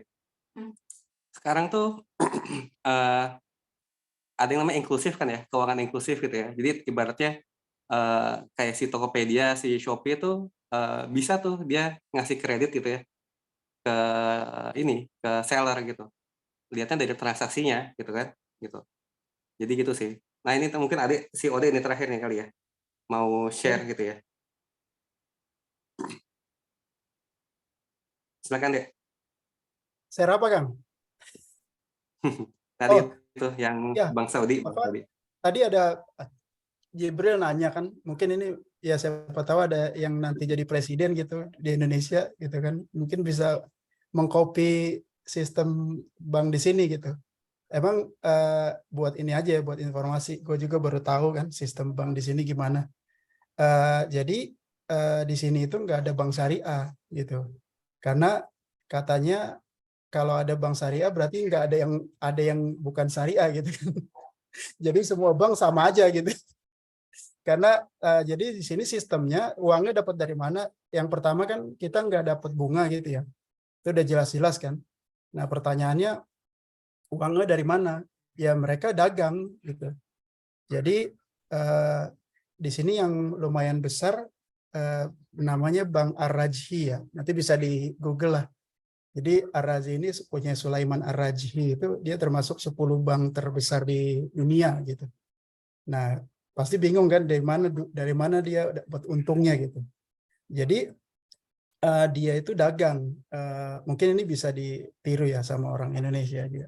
Jadi ternyata pendapatan uang dari bunga dibanding dengan pendapatan bank dari dagang itu jauh beda gitu. Lebih besar pendapatan bank dari dagang. Jadi di sini Bank Ar-Rajhi ini dia itu misalkan ada orang mau beli mobil gitu. Misalnya kita berberapa 18 ber-15 nih mau beli mobil gitu. Nah, nanti si Bank Ar-Rajhi ini dia udah kontak Toyota dulu gitu. Jadi kan ada perusahaan Toyota di sini kan. Nanti Toyota berapa punya mobil gitu. Misalkan dia punya 100.000 mobil. Udah 100.000 mobil saya beli semua gitu. Sama Bank Ar-Rajhi ini. Tapi akadnya itu khiyar syarat. Gitu. Maksudnya adalah kalau 3 bulan 100.000 mobil ini nggak laku, itu bisa dibalikin gitu, ke Toyota. Gitu. Nah, otomatis kan Toyota nggak mau kan. Tapi kalau kata banknya, ya udah kalau nggak mau ntar saya cari merek lain aja gitu. Oh ya deh, jadi mau deh gitu. Jadi sekarang Toyota, jadi mereka yang mengendalikan ini barang-barang gitu. Nah udah akhirnya dibeli 100.000 mobil Toyota, sekarang punya Bank Ar-Rajhi semua dengan khiyar syarat itu. Bisa dikembalikan kalau 3 bulan nggak laku, dikembalikan ke itu. Ya udah, nanti mereka beli mobil itu, nanti mobil itu dijual gitu ke orang-orang sini. Pasti ada keuntungan di situ kan. Nah, nanti nanti kalau ada orang yang, nah kalau di sini kalau mau dapat yang seperti itu, nanti beda lagi nama banknya. Biasanya namanya PIF, Public Investment Fund. Kalau pengen kita mau naro, habis itu kita dapat untung gitu ya. Tapi harus sedia juga kalau nanti dapat rugi juga gitu. Jadi harus siap gitu. Nah kalau mau kayak gitu namanya PIF. Tapi kalau pengen cuma naro duit di bank, habis itu nggak ada apa-apa, nggak mau dapat apa-apa ya taruhnya di bank gitu. Itu aja sih. Jadi ya itu benar kata Doni. Jadi PIF ini yang punya klub bola semua. Punya PIF ini. Jadi kebanyakan di sini banknya seperti itu ya. Maksudnya mereka nggak ini mereka dagang aja gitu. Nah ternyata selisihnya dari duitnya, penghasilannya dari bunga sama penghasilan dari dagang jauh lebih besar dari dagang.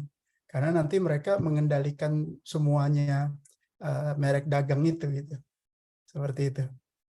Itu aja sih paling. Berarti di sana banknya cuma satu ya? Oh enggak, banyak. Banknya banyak. Ini tadi pertanyaan Faisal, saya berarti cukup 1 atau 2 bank gitu kan?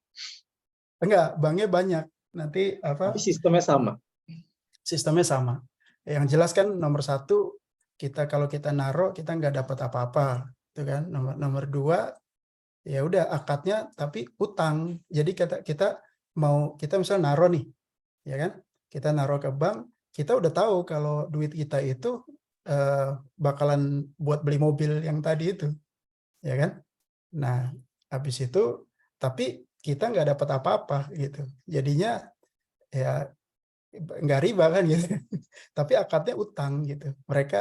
Mereka ngambil duit kita, akadnya utang. Nah dari situlah mereka apa namanya dapat uangnya gitu. Jadi bank itu berdagang gitu.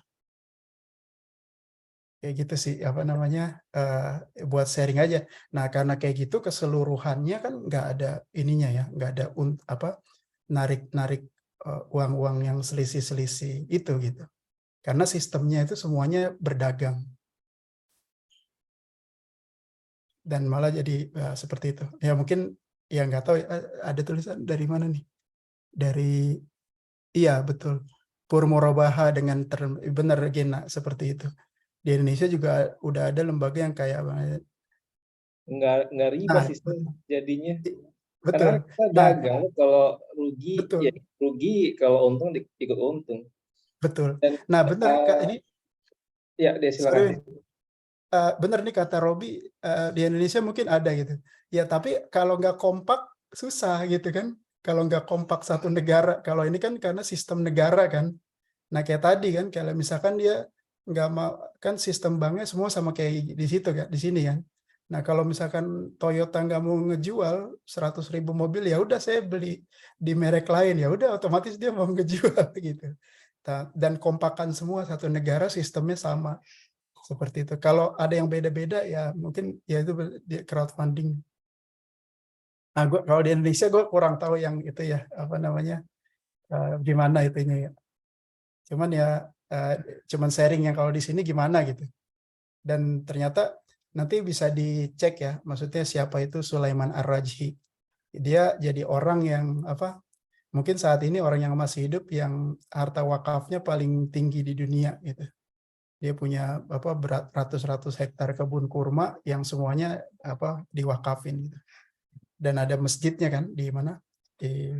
Di Mekah gitu. Ada Masjid Ar-Rajhi. Itu aja sih gue sharing apa tadi nanggung Jibril ada yang nanya terus dapat duitnya dari mana gitu banknya ada di situ. Mudah-mudahan ya maksudnya kalau emang Indonesia mau ini harus kompakan gitu, harus kompakan satu negara. Mungkin itu aja Kang. Oke, thank you, Dek. Sharing. Thank you deh infonya deh. Menarik Sama-sama. banget yang lu sampaikan. Ini gue disclosure dulu ya, even kita sebagai bersahabat, sebagai berteman, tapi tetap have different religi, gue seneng banget nih mempelajari hal-hal yang seperti ini. Karena terus terang, gue selain bekerja di bank konvensional, gue tuh sampai beli buku bagaimana mengelola bank syariah terbitan Ikatan Bankir Indonesia. Karena gue seneng banget, gue pengen pelajari juga terkait dengan hal itu. Itu aja sih. Thank you. Iya. Apa satu poin tambahan kan kadang-kadang kita pengen menerapkan sistem Islam itu kadang-kadang masih bingung gitu ya. Apa harus ada buktinya dulu. Nah, ini buktinya apa Bank Ar-Rajhi ini gitu. Dia bisa masuk bank apa yang 10 besar dunia gitu kan. Udah gitu pemiliknya Masya Allah ya ntar bisa di apa inilah bisa di itu. Nah, ini jadi solusi kan sebenarnya. Kadang-kadang kalau orang apa kita yakin misalnya sistem Islam bagus gitu. Tapi kan orang mana buktinya gitu. Nah, kadang-kadang kalau mau minta bukti ya satu ini aja apa namanya satu referensi aja kalau mau minta bukti. Nanti misalkan Saud bisa apa studi gitu kan tentang ini. Nah, semua bank kan pasti pengen jadi bank terbesar di dunia gitu ya. Cuman kan caranya beda-beda gitu. Kalau ada cara yang bagus, kenapa nggak kita ikutin kan? Gitu. Seperti itu. Silakan Kang, balik ke moderator. Maaf kepanjangan. Oke. Nggak apa-apa deh. Thank you. Ini udah memberikan satu wawasan baru gitu ya. Sorry ini kayaknya berhubung waktunya udah malam juga gitu ya. Barangkali ada yang mau ada agenda lain atau mau istirahat. Ini menarik banget ya, Syahna Tirta. Mungkin Tirta satu kalimat penutup. Setelah itu kita tutup sesinya gitu ya. Barangkali lo mau nutup dengan apa, Kak? Ya, yang pasti sih pertama gue terima kasih banget buat teman-teman yang udah meluangkan waktunya untuk hadir di ruang virtual ini. Buat teman-teman juga yang udah banyak kasih insight, kasih informasi, kasih masukan, kasih cara pandang baru. Itu keren-keren banget. Dan intinya sih Tadi ya balik ke awal, kalau sharing gue ini bukan untuk menggurui atau bukan untuk karena gue paling paham, paling pintar, enggak, sama sekali enggak, karena gue pun juga masih banyak belajar dan masih terus. Karena tadi yang gue bilang, hijrah itu bukan masalah riba atau gak riba, bukan masalah kerja di mana, tapi menurut gue hijrah itu ya proses kita dari selama kita hidup itu untuk menjadi ya orang yang lebih baik lagi dari yang sebelumnya. Itu sih intinya, memang baik lagi. Kalau kata Prof Gita itu ya, semangat hijrah itu harusnya ada di diri kita, di setiap kita. Even untuk yang non muslim, karena menjadi manusia yang lebih baik lagi dari hari kemarin kan bukan hanya kewajiban sebagai muslim, tapi kewajiban kita sebagai seorang manusia. Jadi ya semoga yang gua sampaikan ini bisa bisa sedikit menginspirasi teman-teman aja, sama untuk diri gue pribadi. Itu aja. Sekali lagi terima kasih buat semuanya. Mohon maaf kalau ada banyak kekurangan.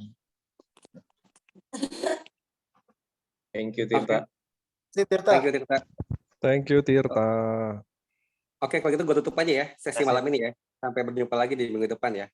Thank you ya semuanya ya. Tutup ya. Thank you kawan-kawan. Thank you. Assalamualaikum. Terima kasih semua. Assalamualaikum.